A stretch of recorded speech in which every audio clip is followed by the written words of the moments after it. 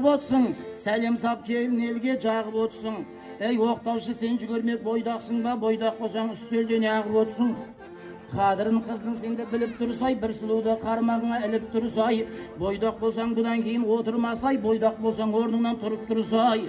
Сонда жақсы келін сәлем саласың ғой, отырсаң біраз жасқа барасың ғой. Бұдан кейін оқтау ұстап отырмасай, отырсаң сөгей отырып қаласың ғой. Келген жерім Түркістандай қала жатыр, баршаға иіліп келін сәлем сала жатыр. Оқтаудың басын жамал түсір сүйші, сенкіне ақ қағиып бара жатыр. Түсірәне, басын сізді. Үмітті бір Алладан үзбедім дейм, сыйлайтыным оқтаушы іздедім дейм. Әй жүгірме, қой тасты. Табағымды ішінен не нәрсе іздедім дейме.